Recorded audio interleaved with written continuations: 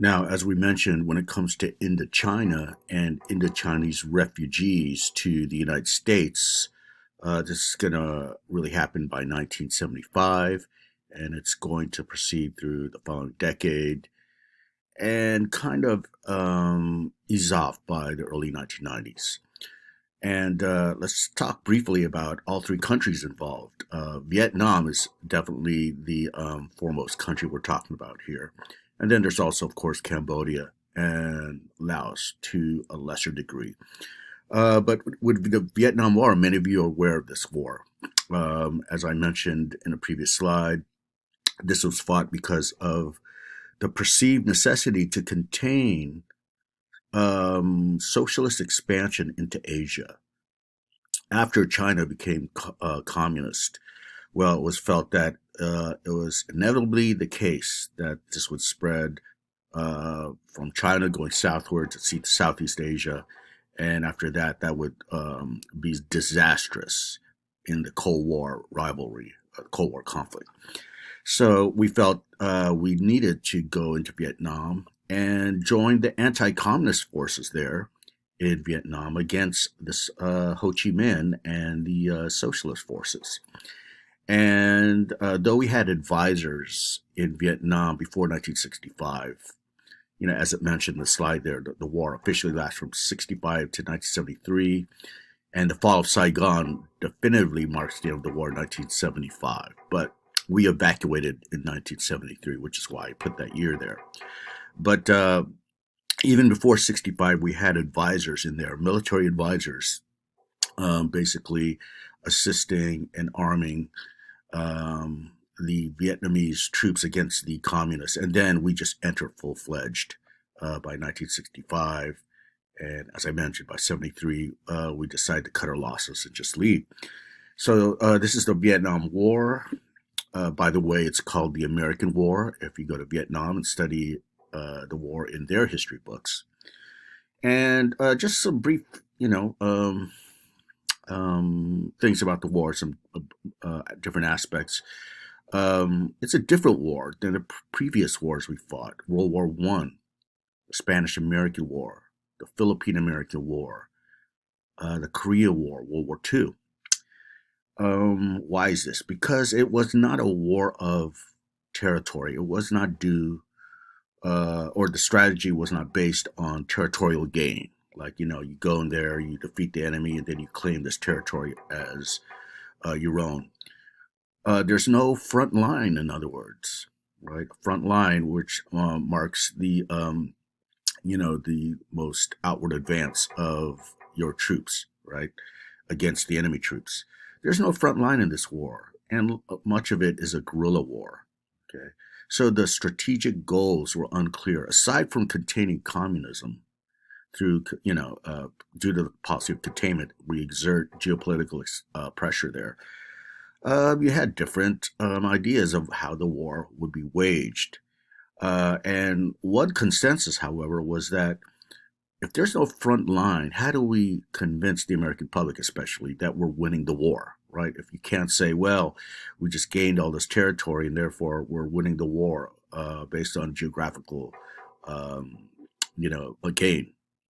So, since this was not the case in Vietnam again, in the war there, well, we decided to base it on body counts. So basically, military officialdom came up with this idea that, okay, there's no front line, but the more enemy we kill, that'll be an indication, an index in terms of us winning the war compared to U.S. casualties, that is, right? So what you saw during the 60s and into the 70s was every night on the news, right? Casualties counts, right? And this was a way of ensuring Americans that, yes, we're winning through body counts. But it also, since this was the official policy, it also encouraged slaughter. Okay. And they even inflated their, casualties of the enemy in their reports just to fulfill this sort of bureaucratic, um, category here of body counts. But the Vietnam War was very unpopular at home. Many of you know this, that there were bitter divisions among the American populace as to, why we're fighting this war. Many felt it was, you know, uh, unneeded, unnecessary. Some felt it was immoral that, we're killing Vietnamese for no reason, right? But then on the other hand, you had people say, well, we have to support the United States in whatever we do in our foreign policy, America, love it or leave it, so to say. And this is going to, again, divide the nation at home. Um, you had 58,000 American casualties here, right? And then you had 1 million Vietnamese casualties. And actually, it's hard to estimate because, let alone all the, civilian casualties, added all together, it was just horrific. And again, I stated this, the United States loses the war. We decide to withdraw. And because of this, it's our first loss in U.S. military history. Now, the next thing that there's a little bit of mention is Cambodia. And as I mentioned earlier, similar to Laos, the part of the Ho Chi Minh was found in Cambodian territory. So we began a bombing campaign there, especially with Nixon by 1970, the early 70s, 1970, 71, 72. So at the same time that we're bombing, by the way, this, mark in red, right? This is where we were bombing the place. And, there were more bombs dropped in Cambodia than all of World War I and World War II, okay, by the United States. So this was a bombing campaign of unprecedented proportions. But at the same time that we're involved in secret bombing, there's also civil war happening between socialists and the, let's just say, non-socialist force. They're military forces. And the communist forces in Cambodia, they're known as the Khmer Rouge, right here, Khmer Rouge. Okay, and this guy right here in the middle, his name is Pol Pot, Pol and Pot, Pol Pot. He's a butcher. Okay, what happens here is this civil war, and eventually the communists won the war by 1975, and upon winning the war, they tried to precipitate this revolution, a social class and economic revolution, whereby they want to turn back the times in Cambodia to an agrarian revolution, and they want to get rid of all Western influence. All right, they want to transform the country into a rural and a classless, no social classes, right? Wealthy, haves versus have-nots. They want to get rid of that, have everyone be equal. No rich nor poor people, all the same. And as I mentioned, because they want to eradicate all the Western influence, this includes Western education, capitalism, Western culture like clothing, music, whatever you could think of, no private property at all. And, they got rid of schools, universities, hospitals with modern medicine, Western medicine, public transportation even. Now, if you were, let's say, educated, because as I mentioned, Cambodia was a territory of France. If you spoke French, if you were educated in Western educated, especially college educated, if you were a professional like a doctor, lawyer, teacher, business owner, you were likely going to be killed, okay, point blank. If you wore glasses, by the way, they felt, the Khmer Rouge said, oh, that's a sign of that person being learned, being educated. Well, they killed them. If you were spared from death, well, you were sent to these rural areas and forced to work in agriculture in what's called re-education camps, where you were indoctrinated with a communist view. Okay, it's like this giant detention center. As I mentioned, 2 million Cambodians killed during the genocide, and still today, 2021, Cambodian Americans, even the second, third generation, they, have the lingering effects of PTSD, right? Even though they're removed from that, and I'll just discuss that later. Now, the third country is Laos, and as I mentioned earlier, this involved the Hmong Secret Army. Okay, and this was as I mentioned, CIA sponsored military unit to fight against the communists in Laos. Okay, the communists were known as the Pathet Lao, Pathet Lao. So you had this Hmong army of 30,000 formed by the CIA to fight the Laotian communists, the Pathet Lao, and the North Vietnamese. Okay, they were fighting them as well.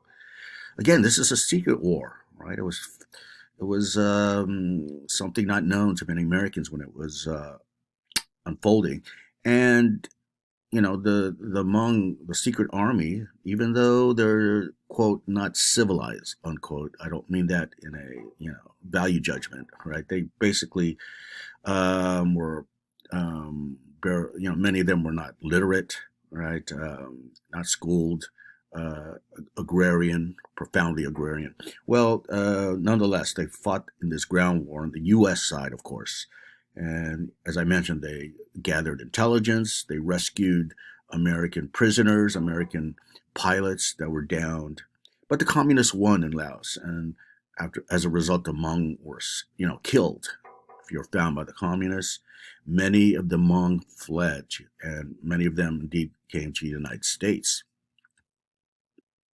Now, as stated in 1975, with the Americans gone since 1973, you see the communists winning the Civil War in Vietnam. You see the fall of Saigon, 1975, and takeover by North Vietnam, leading to a unified Vietnamese nation. But you see the massive exodus of Vietnamese leaving the South. All right. Especially if you were somehow connected or affiliated with either the South Vietnamese government that just fell, the South Vietnamese army that just got defeated, or the Americans that were involved in the Vietnam War that fled 2 years before this.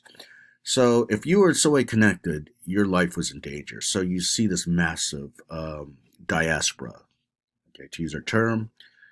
And let me just say that there were new laws in the United States, specifically one called the 1965 Immigration Act. Okay, and I'll talk about that act with our next topic in this course because it's important for Asian American history. But basically, the 1965 Immigration Act allowed for refugees, political refugees, to come over to the United States. And the Cold War context is important, right? Refugees fleeing communism. So this new law would be put in effect in 1975, allowing for refugees to escape political persecution. So with the hundreds of thousands fleeing, the U.S. government forms the Indochina Immigration and Refugee Assistance Act. And for that, let me go back to this slide here. Okay, and here it is right here. Middle Indochina Immigration and Refugee Act of 1975. And basically, this allocates funding for the admission of Vietnamese and others, Cambodians and Laotians later, these refugees fleeing their countries. They're fleeing for their lives, let's remember. So what this did is this law, important law in the history of Southeast Asian diaspora, it basically aided in the transportation of these refugees to the United States and then their reception within the United States. You had to, figure out how you were going to settle them. So once they're received in the United States, you had to figure out settlement. So, resettlement really when they're leaving Vietnam and resettling in the United States. Okay. Now, for Vietnamese refugees here, let's remember that they are not leaving their country voluntarily. okay, but rather they're a political refugee. Again, this is the distinction between immigrant versus refugee. So, because of this, the reception in the US, once they arrive here, are different. Because the government is involved due to the Indochina Immigration and Refugee Act, you're going to see these refugees receive government aid to help with its settlement, to help with adjustment, to help with English language education, to help with securing jobs, so on and so forth. Okay, so the government is directly involved, and this is obviously opposed to earlier immigration flows, right? Most of them, right, where the federal government is not involved, is barely involved, right? So, in other words, their status as exiled refugees, political refugees, drastically affects settlement and adaptation to U.S. culture. The state is directly involved in the middle of this.